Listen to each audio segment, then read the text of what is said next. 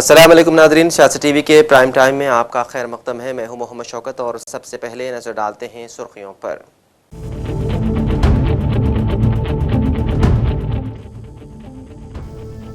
Iran के मामले में चीन की मदद की जरूरत नहीं, चीन का दौरा शुरू करने से ऐन क़ब्ल अमेरिकी सदर डोनाल्ड ट्रंप का बयान।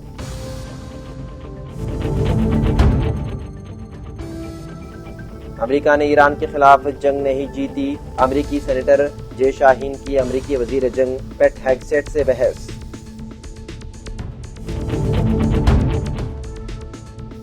ईरान ने अमेरिका के खिलाफ दी हैग में कायम बैनुल-अक़वामी सालिसी की अदालत में कर दिया मुकदमा दायर। हुकूमत ने सोने और चांदी की दरामद पर ड्यूटी बढ़ाकर 15% कर दी, कांग्रेस की तशवीश।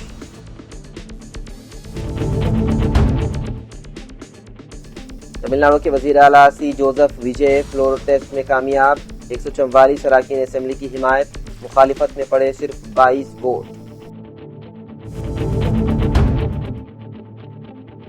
जीएचएमसी और शहरी बल्दियात के इंतखाबात की तैयारियां शुरू, बरसर इख्तिदार कांग्रेस के अलावा बीजेपी, बीआरएस और मजलिस की तरक्याती सरगर्मियां तेज।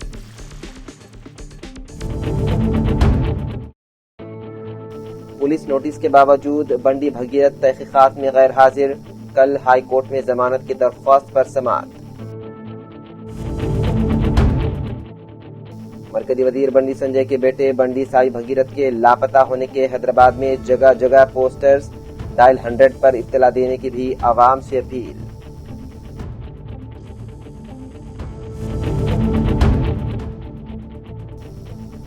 नीट पेपर लीक मामला, लोक भवन के करीब बीआरएसवी का शदीद एहतजाज, पुलिस ने ताकत के जरिए किया मुंतशिर, जिम्मेदारों के खिलाफ सख्त कार्रवाई का मुतालबा।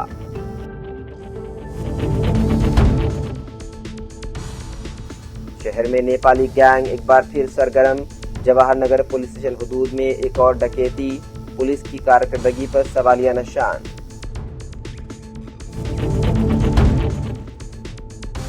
और जुनूब मगरिबी मानसून के लिए मौसम मुकम्मल तौर पर साजगार, जारिया हफ्ते के आखिर तक मानसून जुनूबी खलीज बंगाल तक फैल जाएगा।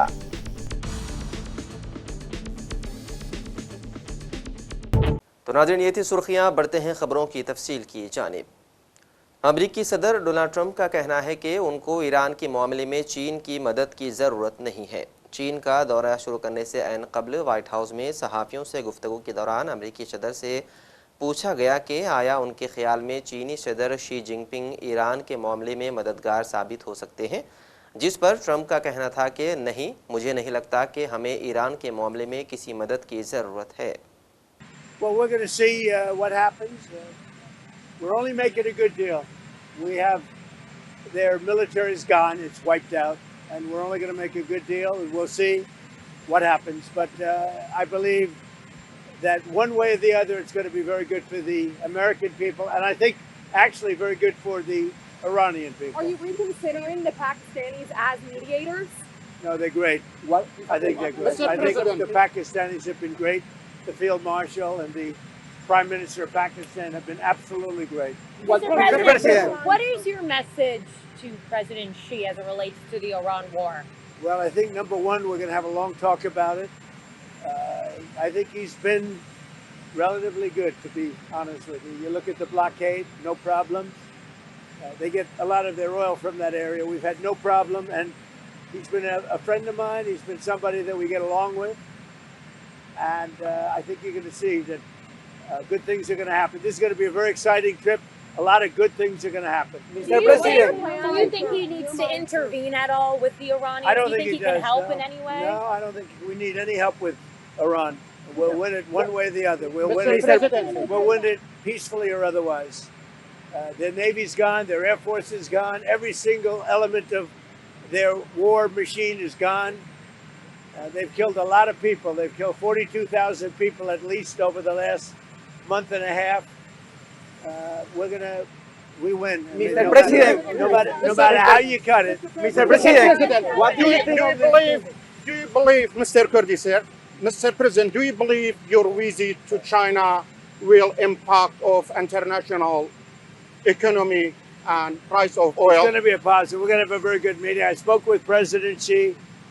We both look forward to the meeting. It's going to be great. Mr. President, Mark, Mr. President, what is going to be your red line to end the ceasefire for you? What will it take to pull the plug? Well, we're going to see, and we'll be thinking about it on the flight, and we'll be thinking about it for the next little while. But we've beaten their military very soundly. That's over with.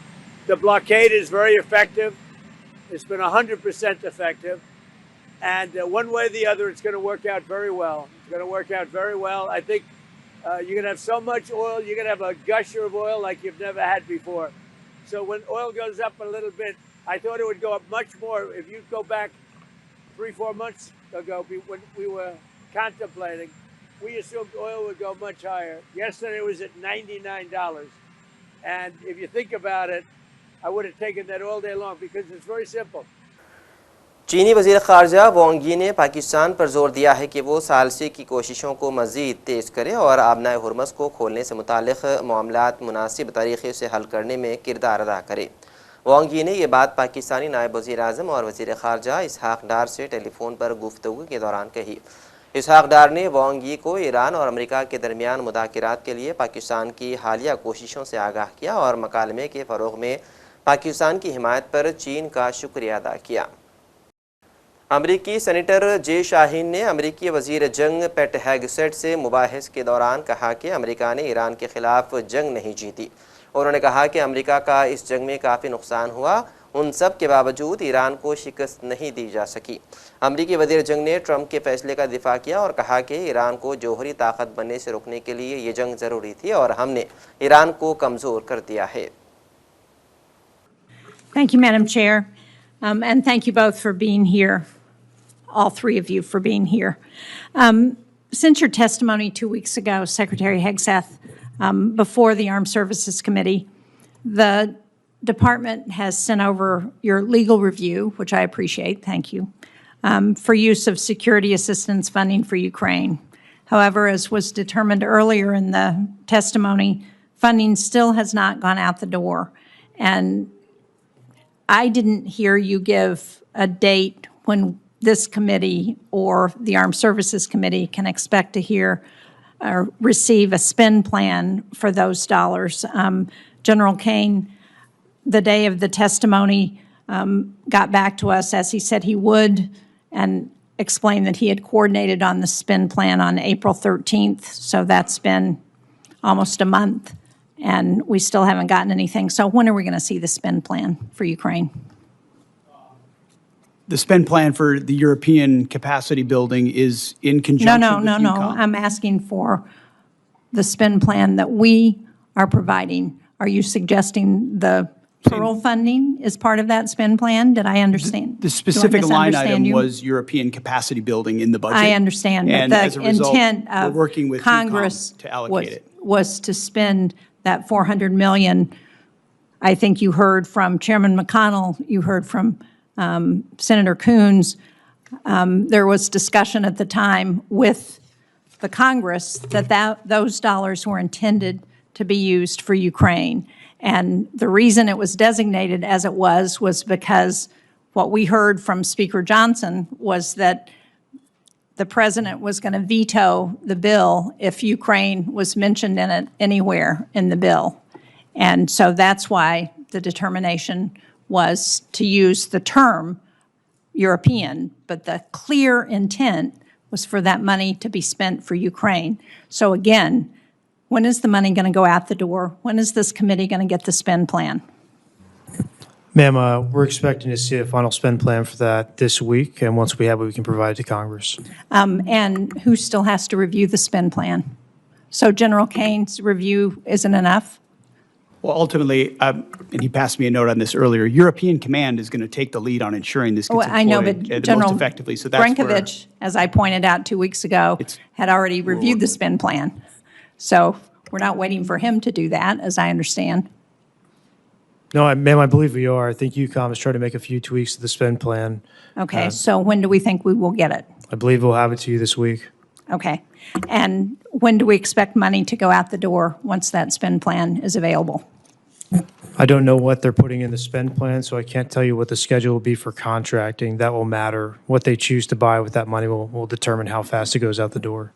Iran ने America के खिलाफ दी हैग में कायम बैनुल-अक़वामी सालिसी की अदालत में मुकदमा दायर कर दिया है। ईरान ने अपने जोहरी तनसीबात के खिलाफ फ़ौजी जारहत, इक़्तिसादी पाबंदियों के निफाज और ताकत के इस्तेमाल की धमकी की बुनियाद पर अमेरिका के खिलाफ बैनुल-अक़वामी सालिसी की अदालत में मुकदमा दायर कर दिया है। ईरानी हुकूमत ने अपनी दरख्वास्त की बुनियाद 1981 के अलजज़ायर मुआहदों पर रखी है और अमेरिका पर ईरान के खिलाफ 12 रोज़ा जंग के दौरान अपनी बैनुल-अक़वामी ज़िम्मेदारियों की खिलाफ वर्जी का इल्ज़ाम भी आयद किया है। हुकूमत हिंद ने सोने और चांदी की दरामद पर आयद कस्टम ड्यूटी 6% से बढ़ाकर मजमूई तौर पर 15% कर दी है, ताकि मुल्क में उन कीमती धातों की ख़रीदारी की हौसला शुकनी की जा सके और कीमती ज़र मुबादले की बचत हो। ज़राए के मुताबिक सोने और चांदी पर बुनियादी कस्टम ड्यूटी 10% कर दी गई है, जबकि उसके अलावा 5% ज़राई सेस भी आयद किया गया है। नामुंतखबा वज़ीर आला विजय तलपति ने तमिलनाडु असम्बली में फ्लोर टेस्ट पास कर लिया है। विजय हुकूमत को फ्लोर टेस्ट में 144 अरकान असम्बली की हिमायत हासिल हुई, जबकि अपोजिशन पार्टियों ने फ्लोर टेस्ट की वोटिंग से कबल ऐवान से वॉकआउट कर दिया। इसके साथ ही TVK की ज़ेर क़ियादत मखलूत हुकूमत ने असम्बली में एतमाद का वोट हासिल कर लिया।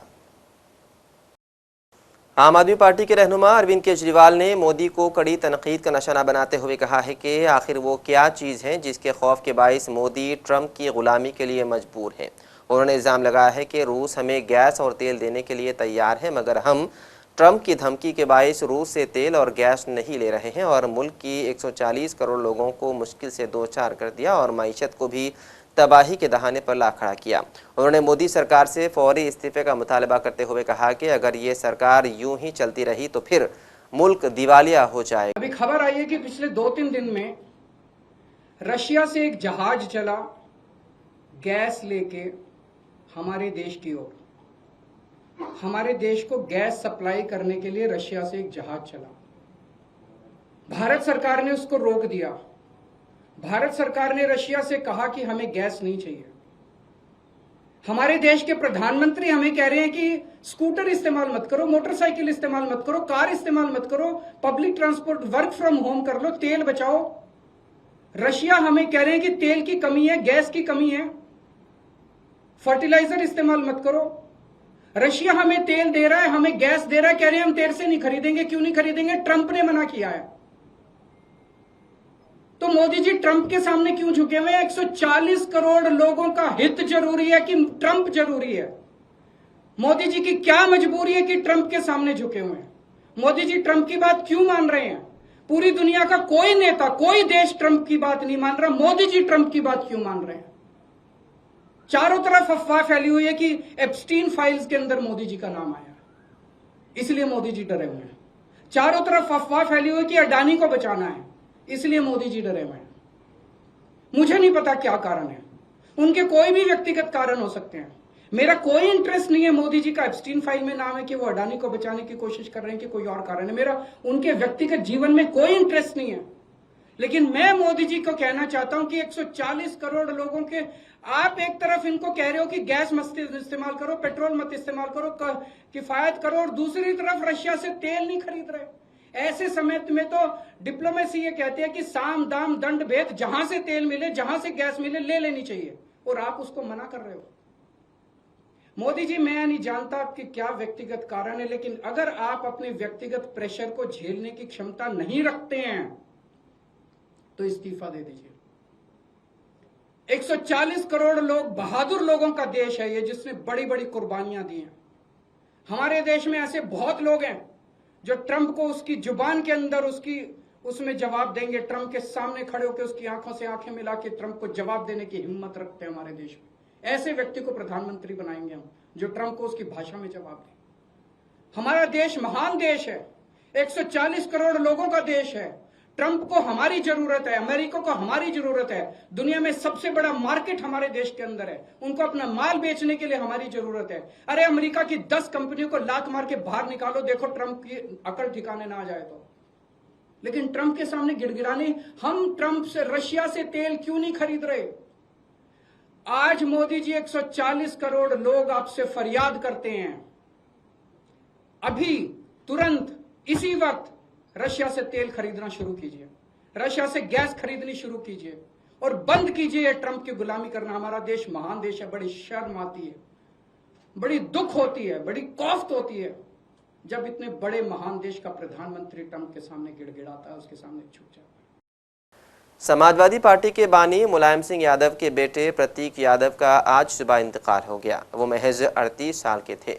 उनकी नाच को पोस्टमार्टम के लिए KGMU भेज दिया गया है। पोस्टमार्टम के बाद ही उनकी मौत की असल वजह मालूम हो सकेगी। प्रतीक यादव के इंतकाल पर बड़े भाई अखिलेश यादव और उत्तर प्रदेश के वज़ीर आला योगी आदित्यनाथ समेत कई सरकर्दा कायदीन ने गहरे दुख का इजहार किया है। नाज़रीन, अब नज़र डालते हैं मुकामी खबरों पर। मजलिस बल्दिया अजीम तर हैदराबाद यानी कि GHMC के अलावा मलकाजगिरी म्यूनसिपल कॉरपोरेशन और साइबराबाद म्यूनसिपल कॉरपोरेशन के अलावा रियासत में मौजूद शहरी बल्दियात के इंतखाबात की तैयारियों का सिलसिला शुरू हो चुका है। दोनों शहरों में मौजूद तीनों बल्दियात मजलिस बल्दिया अजीम तर हैदराबाद, मलकाजगिरी म्यूनसिपल कॉरपोरेशन और साइबराबाद म्यूनसिपल कॉरपोरेशन के इंतखाबात के इनेकाद के लिए सियासी जमातों की सरगर्मियाँ तेज़ हो चुकी है और कहा जा रहा है कि आइंदा माह किसी भी वक्त रियासती इलेक्शन कमीशन की जानिब से शहरी बल्दियात के इंतखाबात के इनेकाद के सिलसिले में तैयारियों को मुकम्मल करने का ऐलान कर सकता है। रियासत में बरसर इख्तिदार कांग्रेस के अलावा BJP, BRS और मजलिस इत्तेहादुल मुस्लिमीन ने भी अपने इलाकों में तरक्याती कामों की सरगर्मियों को तेज़ करने के अलावा नए तरक्याती कामों के आगाज़ का सिलसिला शुरू कर दिया। मरकज़ी वज़ीर बंडी संजय के बेटे बंडी भगीरथ पुलिस की तफ्तीश में पेश नहीं हुए। पेट बशीराबाद पुलिस स्टेशन में उनके खिलाफ पॉक्सो केस दर्ज किया गया है और इस केस की तहकीकात खुसूसी तहकीकाती टीम कर रही है। लेस ने भगरत को तफ्तीश के लिए तलब करते हुए नोटिस जारी किया था, जिसमें उन्होंने आज दोपहर 2 बजे पेश होने की हिदायत दी गई थी। ताहम मुकर्ररा वक्त गुजरने के बावजूद वो पुलिस के सामने पेश नहीं हुए। पुलिस ने इस केस में FIR के मुख्तलिफ दफ़ात में इजाफा भी किया है। तहकीकात में मज़ीद संगीन इल्ज़ामात शामिल किए गए हैं, जिनमें मनसूबाबंदी के तहत जिनसी ज़्यादती के इल्ज़ामात भी शामिल। पॉक्सो केस के मुलजिम और मरकज़ी वज़ीर बंडी संजय के बेटे बंडी साई भगीरथ के लापता होने के पोस्टर्स लगने से हलचल मच गई है। शेरलिंगमपल्ली और गच्चीबौली समेत शहर के मुख्तलिफ इलाकों में मेट्रो स्टेशन, बस स्टॉप्स और अहम चौराहों पर ये पोस्टर्स देखे गए हैं, जिनमें शहरियों से अपील की गई है कि अगर बंडी साई भगीरथ कहीं नजर आए तो फौरी तौर पर पुलिस को इत्तला दें। इत्तलात के मुताबिक बाद समाजी कारकुनों ने भी मेट्रो स्टेशन पर इसी नौयत की मुहिम चलाई और आवाम से डायल 100 पर इत्तला देने की दरख्वास्त की है। वहीं दूसरी जानिब बाज़ हलकों का कहना है कि पोस्टर्स को फौरी तौर पर हटाया जा रहा है, जिसकी वीडियोस सोशल मीडिया पर वायरल हो रही है। सोमाजुगड़ा लोक भवन के करीब उस वक्त खौफ हरास फैल गया जब नीट पेपर लीक मामले पर एहतजाज के दौरान पुलिस ने लाठीचार्ज किया। ये एहतजाज BRSV की तरफ से किया गया था। आज चलो लोक भवन कॉल दी गई थी। तलबा विंग ने मुबैना पेपर लीक के जिम्मेदारों के खिलाफ सख्त कार्रवाई का मुतालबा किया। एहतजाजी कॉल के एक हिस्से के तौर पर BRSV के कई रहनुमा और कारकुनान लोक भवन के करीब जमा हुए। पुलिस ने बाद में BRSV के मुतादिद लीडरों को हिरासत में ले लिया। लोक भवन के इलाके और उसके आसपास पुलिस की भारी नुफरी तैनात की गई है। सदर TRS की कविता ने मरकज़ी वज़ीर मुमलिकत दाखिला बंडी संजय के फर्जंद पर आयद संगीन इल्ज़ामात के पेश नज़र फौरी लुकआउट नोटिस जारी करने का मुतालबा किया है ताकि वो मुल्क छोड़कर फरार ना हो सके। उन्होंने इल्ज़ाम लगाया है कि बाज़ सोशल मीडिया कारकुनों की गैर जिम्मेदाराना हरकत के बाइस मुतासरा नाबालिग लड़की की तस्वीर मंजराम पर आई है, जिससे उसकी ज़िंदगी मुतासिर होने का खदशा है। उन्होंने मुतालबा किया है कि तस्वीर शेयर करने वालों को फौरी गिरफ्तार किया जाए और कहा किसी भी नाबालिग लड़की की शनाख्त ज़ाहिर करना इंतहाई गैर जिम्मेदाराना अमल है। उन्होंने BC रिजर्वेशन, OBC सब कोटा, नीट पेपर लीक और तेलंगाना के आबी हुकूक जैसे मसाइल पर भी मरकज़ और रियासती हुकूमतों को तनकीद का निशाना बनाया। कविता ने ऐलान किया है कि तेलंगाना रक्षणा सेना की जानिब से 20 मई ता 20 जून झंडा त्यौहार मनाया जाएगा ताकि पार्टी तंजीम को मज़ीद मुस्तहकम किया जा सके। अल्हम्दुलिल्लाह, रियासती हज कमेटी तेलंगाना के ज़रिए हज हाउस नामपल्ली से 18वां काफ़िला आज अरल सुबह 430 आदमीन हज के साथ रवाना हुआ। पुरनूर माहौल में लब्बैक अल्लाहुम्मा लब्बैक की सदाओं के साथ आदमीन हज फ़रीज़े हज की अदायगी के लिए सफ़र मुक़द्दस को रवाना हुए। इस तरह अब तक 18 काफ़िलों के ज़रिए 7786 आदमीन हज रवाना हो चुके। शहर हैदराबाद के मुख्तलिफ इलाकों में दरख्तों की कटवाई के खिलाफ एहतजाज कर रहे माहौलियाती कारकुनों को बंजारा हिल्स पुलिस स्टेशन ने ज़बरदस्ती गिरफ्तार कर लिया। कारकुनों ने मीडिया से बातचीत में तमाम तफसीलात फराहम की और कहा कि दरख्तों की हिफाजत हम सब की जिम्मेदारी है और हमने पुरअमन एहतजाज किया। पुलिस की ज़बरदस्ती पर कारकुनों ने सवाल उठाए। शहर में नेपाली गैंग एक बार फिर सरगर्म हो गई है। जुबली हिल्स के प्रशासन नगर में रिटायर्ड IPS ऑफिसर की अहलिया तनुजा रंजन के कत्ल और भारी मिकदार में सोना व नकदी लूटने के वाक़े को अभी लोग भूल भी नहीं पाए थे कि अब जवाहर नगर पुलिस स्टेशन हदूद में एक और डकैती अंजाम दी गई है। एक डॉक्टर जोड़े के हाथ पैर बांधकर उन्हें नशावर दवा दी गई और फिर डकैती की गई। तफसीलात के मुताबिक कावरको के गल्फ एनक्लेव में डॉक्टर विजय लक्ष्मी और मुरली मोहन मियाँ बीवी रहते हैं। उनके घर में काम करने वाले 2 नेपाली मुलाजिमीन ने मजीद 5 अफराद के साथ मिलकर मंगल की रात डकैती की मनसूबेबंदी की। मंसूबे के मुताबिक उन्होंने डॉक्टर जोड़े के हाथ पैर बांध दिए और उन्हें नशावर दवा दी। उसके बाद घर में मौजूद 60 तोले सोना, चांदी और 30,000 रुपये नकद लूट कर फरार हो गए। बताया जा रहा है कि डकैती करने वाली नेपाली गैंग को सिर्फ 13 दिन पहले ही डॉक्टर जोड़े ने घरेलू मुलाजिमीन के तौर पर रखा था। वारदात के दौरान घर में लगे CCTV कैमरे भी तोड़ दिए गए। महकमा मौसमियात ने कहा है कि जुनूब मगरबी मानसून के लिए मौसम मुकम्मल तौर पर साजगार है। महकमे के मुताबिक इस हफ्ते के आखिर तक मानसून जुनूबी खलीज बंगाल, अंडमान समंदर और अंडमान व निकोबार जज़ायर तक फैल जाएगा। महकमा मौसमियात ने बताया है कि जुनूब मगरबी खलीज बंगाल में मौजूद कम दबाव का इलाका बदस्तूर बरकरार है और आइंदा 48 घंटों में उसके मज़ीद मजबूत होने का इम्कान है। आमतौर पर मानसून 20 मई तक अंडमान तक पहुँचता है और उसके बाद मुल्क के मरकज़ी हिस्सों की तरफ बढ़ता है, जबकि 1 जून तक ये केरला तक पहुंचता है। ताहम इस साल इम्कान जाहिर किया गया है कि मानसून जुनूबी रियासतों में मामूल से पहले पहुंच सकता है। वहीं दूसरी जानिब महकमे मौसमियात ने यह भी खबरदार किया है कि इस साल बारिश मामूल से कम रहने का इम्कान है। और आखिर में सुर्खियों पर एक और नज़र।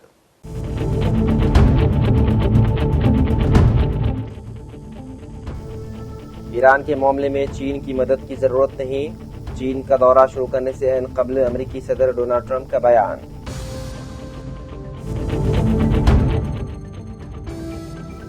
अमेरिका ने ईरान के खिलाफ जंग नहीं जीती। अमेरिकी सेनेटर जे शाहीन की अमेरिकी वजीर जंग पेट हेगसेट से बहस।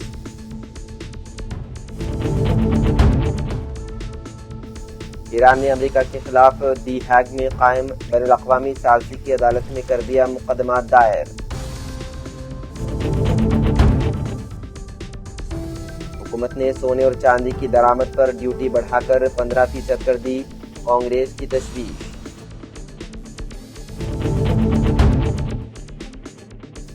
तमिलनाडु के वजीर आला सी जोसेफ विजय फ्लोर टेस्ट में कामयाब। 144 अरकान असेंबली की हिमायत। मुखालिफत में पड़े सिर्फ 22 वोट।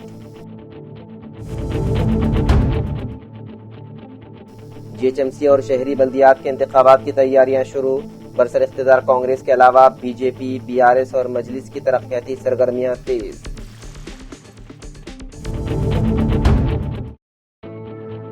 पुलिस नोटिस के बावजूद बंडी भगीरथ तहकीकात में गैर हाजिर। कल हाई कोर्ट में जमानत की दरख्वास्त पर समाअत। मरकजी वजीर बंडी संजय के बेटे बंडी साई भगीरथ के लापता होने के हैदराबाद में जगह जगह पोस्टर्स। डायल 100 पर इत्तला देने की भी आवाम से अपील।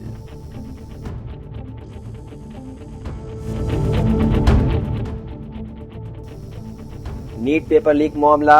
लोक भवन के करीब BRSV का शदीद एहतजाज। पुलिस ने ताकत के जरिए किया मुंतशिर। जिम्मेदारों के खिलाफ सख्त कार्रवाई का मुतालबा।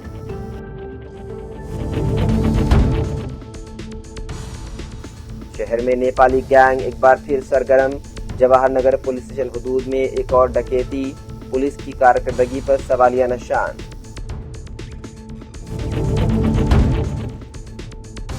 और जुनूब मगरबी मानसून के लिए मौसम मुकम्मल तौर पर साजगार। जारी हफ्ते के आखिर तक मानसून जुनूबी खलीज बंगाल तक फैल जाएगा।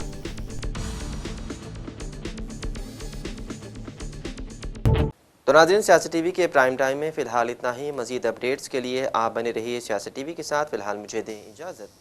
खुदा।